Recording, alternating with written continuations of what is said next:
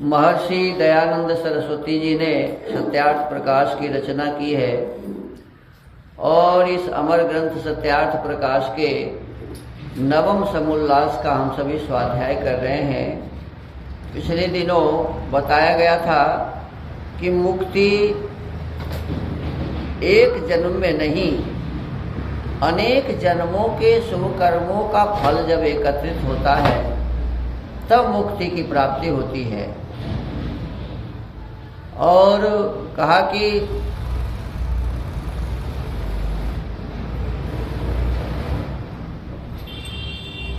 जो जीवात्मा अपनी बुद्धि और आत्मा में स्थित सत्य ज्ञान और अनंत आनंद स्वरूप परमात्मा को जानता है, वह उस व्यापक रूप ब्रह्म में स्थित होके उस विपश्चित अनंत विद्या युक्त, विपश्चित का सब अर्थ है अनंत विद्या से युक्त जो है वो विपश्चित है। तो अनंत विद्या से युक्त परमात्मा है, इसीलिए वो विपश्चित उनका नाम है। कहते अनंत विद्या युक्त ब्रह्म के साथ कामों को प्राप्त होता है, अर्थात जिस जिस आनंद की कामना करता है उस आनंद को प्राप्त होता है और इसी का नाम मुक्ति है। कहते हैं यही मुक्ति कहलाती है। जिस जिस आनंद की कामना करता है उस आनंद को प्राप्त होता है। तो प्रश्नकर्ता कहता है कि शरीर तो होता ही नहीं मुक्ति में, तो शरीर के बिना सांसारिक सुख कैसे भोग सकते हैं और मुक्ति का आनंद भी कैसे ले सकेगा? तो उत्तर देते हैं कि इसका समाधान पूर्व कह आए हैं और इतना अधिक सुनो। जैसे सांसारिक सुख शरीर के आधार से भोगता है, वैसे परमेश्वर के आधार मुक्ति के आनंद को जीवात्मा भोगता है। सांसारिक पदार्थों के आधार से संसार के सुख को भोगता है और परमात्मा के आधार से मोक्ष के सुख को भोगता है, मोक्ष के आनंद को भोगता है। वैसे परमेश्वर के आधार मुक्ति के आनंद को जीवात्मा भोगता है। वह मुक्त जीव अनंत व्यापक ब्रह्म में स्वच्छंद घूमता, शुद्ध ज्ञान से सब सृष्टि को देखता, अन्य मुक्तों के साथ मिलता,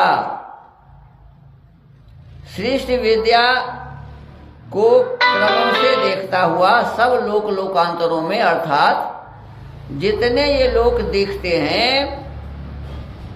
और नहीं दिखते उन सब में घूमता है। वह सब पदार्थों को जो कि उसके ज्ञान के आगे हैं सबको देखता है। जितना ज्ञान अधिक होता है उसको उतना ही आनंद अधिक होता है। अभी भी हम लोग देखते हैं कि जो जितना अधिक ज्ञानी है वो उतना अधिक सुखी है। मुक्ति में जीवात्मा निर्मल होने से पूर्ण ज्ञानी होकर उसको सब सन्निहित पदार्थों का भान यथावत होता है। यही सुख विशेष स्वर्ग और विषय तृष्णा में फंसकर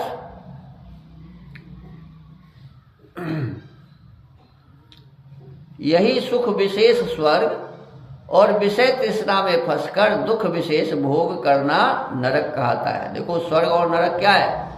सुख विशेष को पाना स्वर्ग है और दुख विशेष को पाना नरक है। स्वः सुख का नाम है, स्वः सुखं गच्छति यस्मिन् स स्वर्गः अतो विपरीतो दुख भोगो नरक इति। जो सांसारिक सुख है वह सामान्य स्वर्ग और जो परमेश्वर की प्राप्ति से आनंद है वही विशेष स्वर्ग कहता है। सब जीव स्वभाव से सुख प्राप्ति की इच्छा और दुख का वियोग होना चाहते हैं, परंतु जब तक धर्म नहीं करते और पाप नहीं छोड़ते तब तक उनको सुख का मिलना और दुख का छूटना न होगा। देखिए हम कितना भी चाहें कि सुखी हो जाएं और हम पाप करते रहेंगे, गलत कार्य करते रहेंगे, नहीं करने योग्य कर्म करते रहेंगे, तो हमें दुख कैसे छूटेगा और सुख कैसे प्राप्त होगा?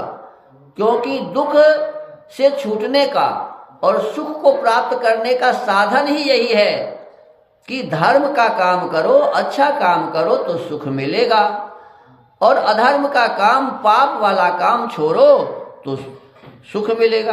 और यदि हम चाहेंगे कि हम पाप करते रहें, अधर्म करते रहें, नहीं करने योग्य कार्य करते रहें और तब भी हम सुखी हों, तो ऐसा नहीं होगा। कहते हैं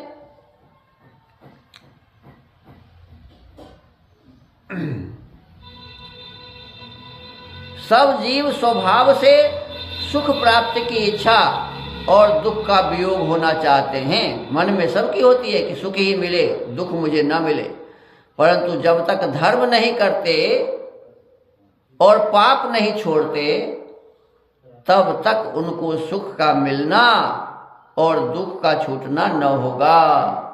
धर्म करने से ही सुख मिलेगा और अधर्म को छोड़ने से ही सुख मिलेगा, क्योंकि जिसका कारण अर्थात मूल होता है वह नष्ट कभी नहीं होता। कहते हैं कि यदि मान लीजिए पाप का कारण, दुख का कारण पाप हमारे साथ है, तो कारण जब साथी है, पाप हम करते ही हैं, तो दुख कैसे छूटेगा?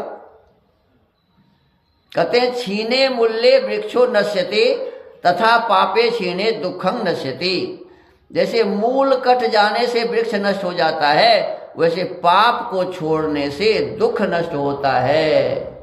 जैसे किसी भी वृक्ष का जड़ काट दो तो फिर वृक्ष सूख जाता है। इसी प्रकार यदि हम चाहते हैं कि हमारे दुख का जड़ मूल नष्ट हो जाए, तो हमें पाप को छोड़ना पड़ेगा, काटना पड़ेगा।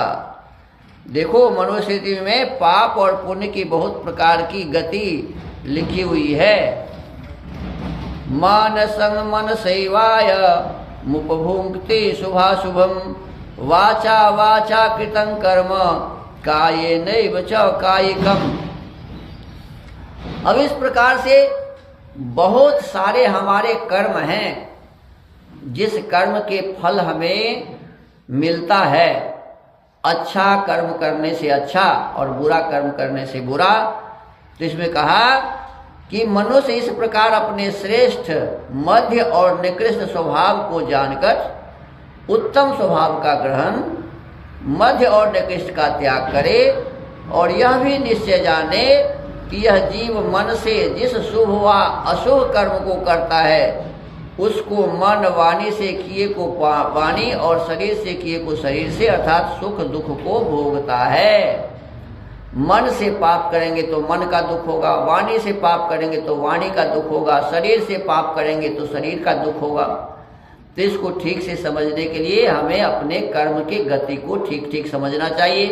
तब कल से यही विषय वस्तु प्रारंभ होगा कि किस कर्म के करने से हमें क्या क्या दुख और सुख प्राप्त होता है।